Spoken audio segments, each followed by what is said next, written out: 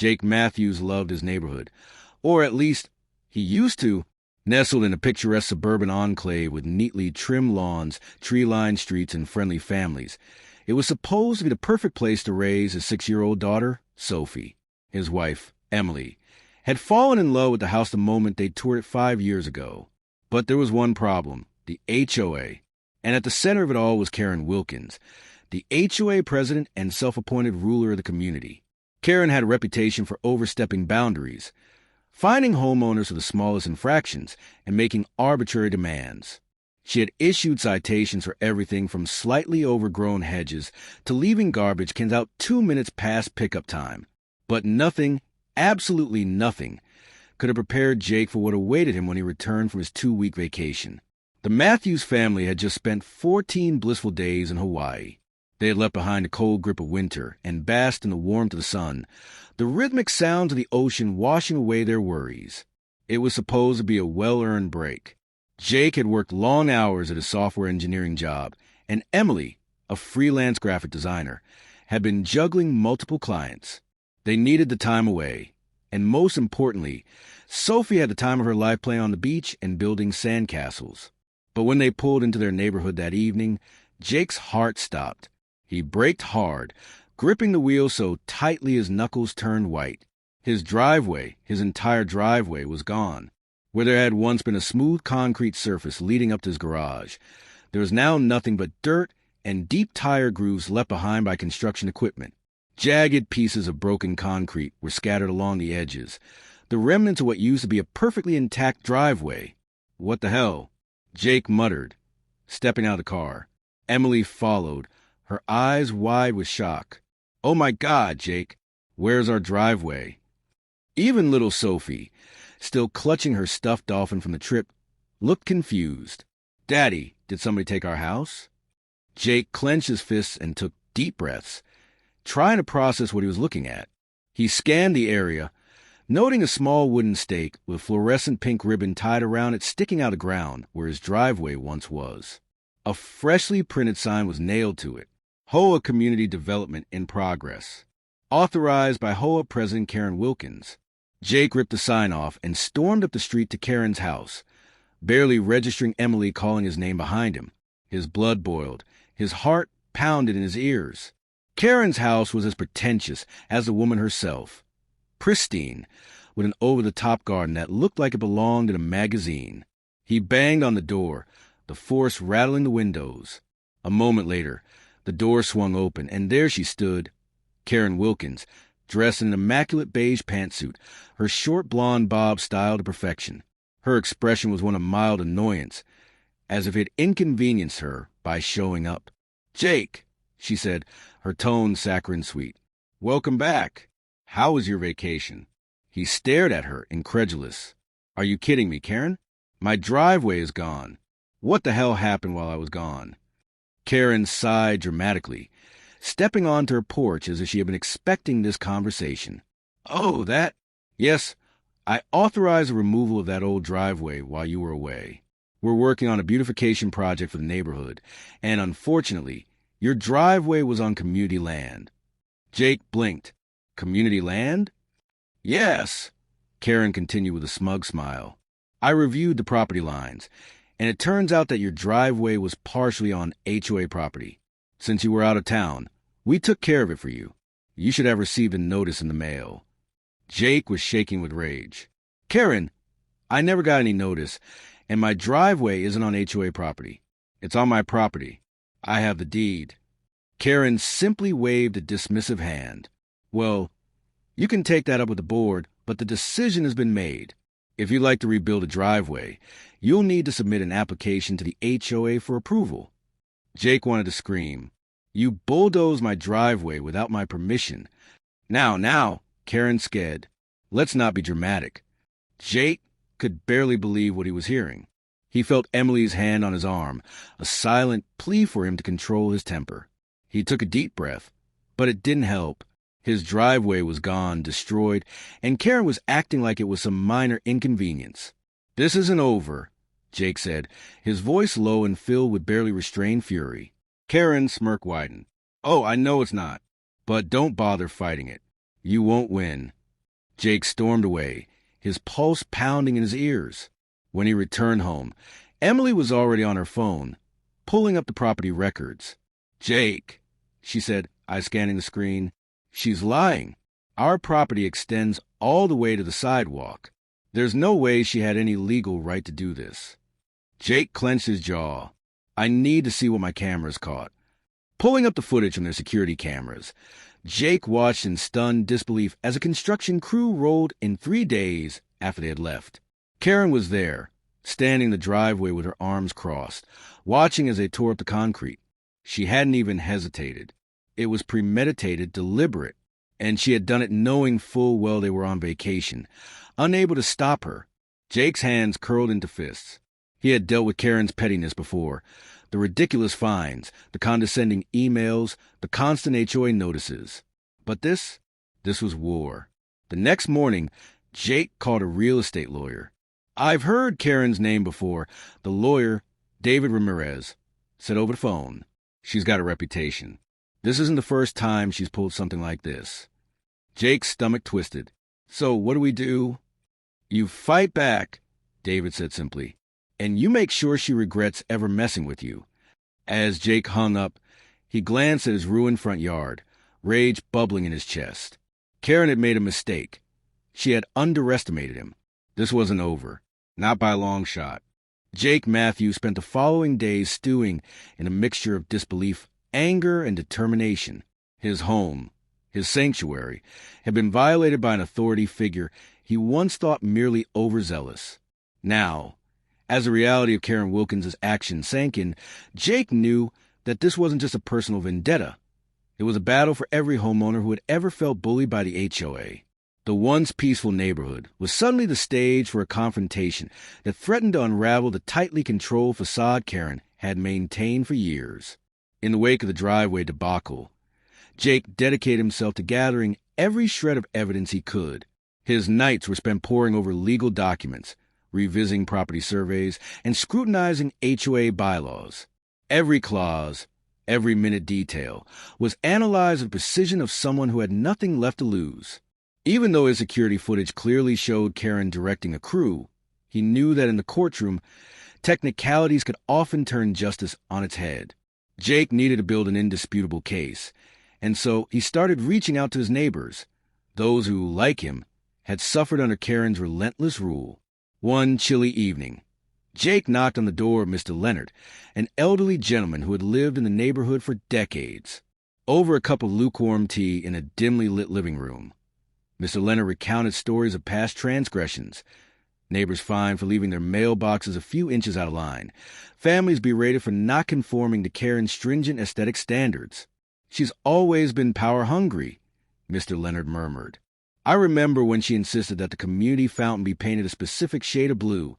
None of us even liked it, but we had no choice." Mr. Leonard's account, combined with similar stories from several other residents, painted a picture of a woman who wielded her authority without compassion or restraint.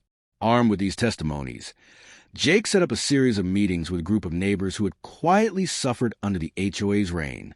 They gathered in the back room of the local community center, the air thick with both anxiety and resolve. Here, in the quiet murmur of dissent, Jake found allies. Each person had a story: a fine for a trivial matter, a strict mandate that disrupted personal plans, or a public humiliation that left scars far deeper than the superficial ones on their homes. As these stories spilled out, a common thread emerged. Karen's unchecked power had brought misery to their once idyllic community. One neighbor, Lisa, a single mother with a resilient spirit, shared her experience of being forced to repaint her entire home because her choice of a pastel shade was deemed unsuitable. "I had to sell half of my savings just to pay for the repainting," she confided, her voice trembling with the memory. Another, Mark, a retired schoolteacher, recalled a time when his beloved garden, an oasis of wildflowers and vibrant life, was raised under the guise of community landscaping. "It wasn't just about aesthetics," he said gravely. "It was about control. Karen wanted us all to look a certain way, to live a certain way." These accounts not only deepened Jake's conviction, but also helped him document a pattern of abuse. With the assistance of his newfound allies, he began compiling records, dated photographs of altered landscapes, copies of bizarre citations, scanned letters that were either never delivered or mysteriously disappeared. The community, once resigned to their fate, was slowly beginning to rally around the idea that perhaps, just maybe, they had the power to stand up to Karen's tyranny. While the residents organized, Jake also enlisted the help of his lawyer, David Ramirez. David, a seasoned attorney with a reputation for taking on the powerful, was intrigued by the case. Karen's actions aren't just a minor administrative error. David explained during one of their many consultations, this is a blatant abuse of power. If we can show that she consistently manipulated the HOA's authority for her own gain, we could have a strong case for damages, and perhaps even force a change in the HOA's leadership. The legal process, however, was far from straightforward. Jake and David had to navigate a labyrinth of property laws, municipal codes, and internal HOA policies. Each document, every clause, was scrutinized for weaknesses that could be exploited. Late nights in the office became the norm as they built their case, cross-referencing the testimonies of neighbors with the historical records of the HOA's actions. The more they uncovered, the more it became apparent that Karen had been operating with a sense of impunity. Her records were meticulously kept, almost too meticulously, and there were discrepancies that hinted at a deliberate manipulation of facts. One breakthrough came when Jake discovered that the notice Karen claimed to have sent regarding the driveway demolition was never delivered. The mailing records showed that the letter had been printed and stamped, but there was no record of it being distributed. This crucial detail, coupled with the overwhelming evidence of past grievances, set the stage for a public outcry. Jake decided it was time to bring the issue to the attention of local media. A local journalist, Maria Gonzalez, had been following a series of stories on neighborhood disputes and local government overreach. Intrigued by the mounting evidence and the emotional testimonies of the residents, she agreed to meet Jake. In a quiet corner of a nearby coffee shop, Jake recounted the events of his vacation return, the confrontation with Karen, and the long history of overreach by the HOA. Maria listened intently, her eyes lighting up as she saw the potential for an expose that could resonate with countless others. Within days, Maria's article hit the local newspapers and online platforms. The story, filled with personal narratives and hard evidence, struck a chord with the community. It wasn't long before more residents came forward with their own accounts of mistreatment. The media attention forced the local government to take notice. Public meetings were scheduled, and Karen was forced to defend her actions before a panel of community leaders and municipal officials. The once silent community was now voicing its dissent, and Karen's control over the HOA was beginning to crumble. Amid this turmoil, Jake's life was no longer just about reclaiming his driveway. It was about restoring a sense of fairness and justice to a community that had long suffered in silence. Late one night, after a particularly grueling day of meetings and legal consultations, Jake sat in his living room, the remnants of his former driveway haunting him in every corner of his mind. Emily joined him, her gentle presence a reminder that while the battle was fierce, they were in this together. "Do you really think we can change things?" she asked softly, her eyes searching for a glimmer of hope. Jake took a deep breath, his gaze fixed on the darkened window that framed the night sky. "I have to believe that we can," he replied. "It's not just about me or our driveway. It's about every family here. Karen's power has gone unchecked for too long. It's time someone stood up for us." In the weeks that followed, the community meetings grew more passionate. Residents, emboldened by the media coverage and the tangible evidence of Karen's abuse of power, demanded accountability. A petition was circulated, garnering hundreds of signatures, and calls for a reformation of the HOA rules filled the local council's office. David Ramirez, working tirelessly alongside Jake, prepared the legal case that would eventually go to court. Every document, every eyewitness testimony was meticulously compiled, ensuring that no stone was left unturned. Karen, now under immense pressure, began to change her tone. The once imperious HOA president, who had confidently bulldozed a man's property with a single stroke of her power, now appeared increasingly defensive. In public meetings, her statements became shorter and less definitive, and her characteristic smug smile was replaced by a guarded expression. The board, which had long been silent or complicit, started to murmur about transparency and fairness. Rumors began circulating that some board members had secretly been recording Karen's conversations, hoping to catch her in a moment of inconsistency. One day, during a particularly tense community forum, an unexpected ally emerged. Rebecca, a middle-aged woman known for her meticulous record-keeping and quiet demeanor, stood up. In her hand was a thick folder filled with documents, photographs, and detailed logs of every incident that had occurred over the past few years. "I've been keeping track of everything," Rebecca declared, her voice trembling with emotion yet firm in its resolve. "We deserve to know that our community isn't run by fear and intimidation. It's time to put an end to this madness." The room erupted in supportive applause. For the first time, the community felt united, not just by their shared grievances, but by a collective vision of reclaiming their neighborhood from the clutches of a tyrant. The evidence Rebecca provided was damning, a clear timeline that linked every minor incident to a larger pattern of abuse by Karen. It was a final piece of the puzzle that Jake and David had been working tirelessly to complete. With the mounting pressure from the community, the media, and the legal front, the local government was forced to intervene. A hearing was scheduled, and Karen was summoned to appear before a panel that included not only municipal officials, but also representatives of the residents. On the day of the hearing, the atmosphere was charged with anticipation. Jake, David, and several other affected homeowners sat in the crowded hall, each of them representing the voices of those who had been silenced for too long.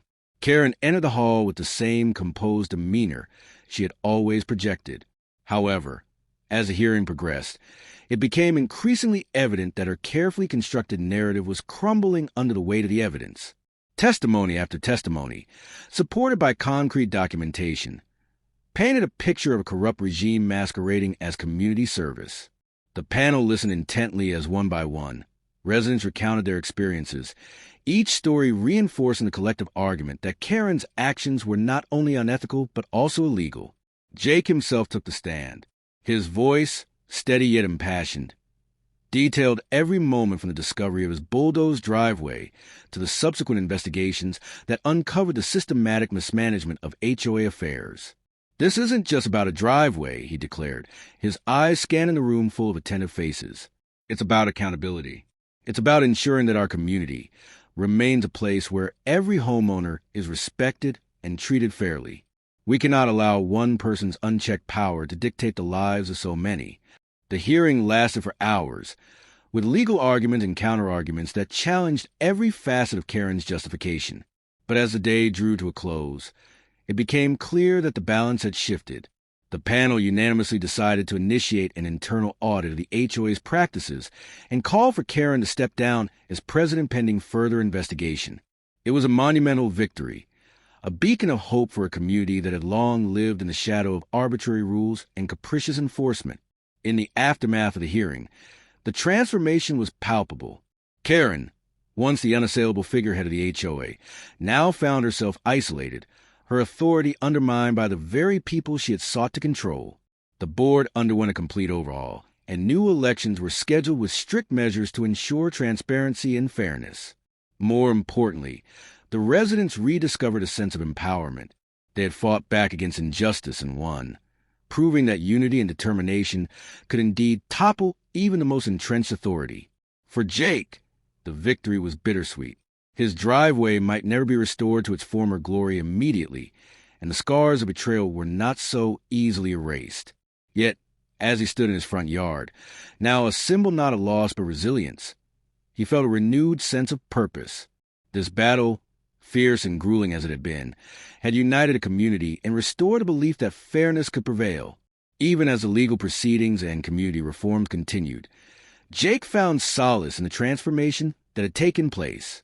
His journey from a frustrated homeowner to a leader in the fight for justice had not only redefined his role in the neighborhood, but had also inspired others to stand up for their rights.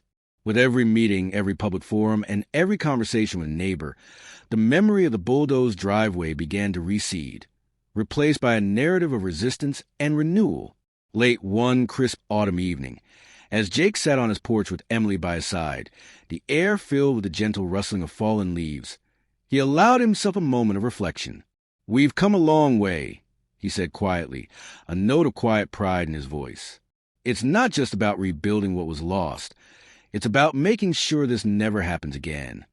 Emily nodded, squeezing his hand. We built more than a driveway, Jake. We built a community that cares about justice. As the season turned, the neighborhood gradually transformed. The scars of the past were slowly healed by new beginnings, and the renewed sense of empowerment continued to ripple through every street and home. Even though Karen's shadow still lingered in the form of bureaucratic challenges and occasional reminders of her former reign, the residents had reclaimed their autonomy and ensured that every decision henceforth will be made with their collective voice.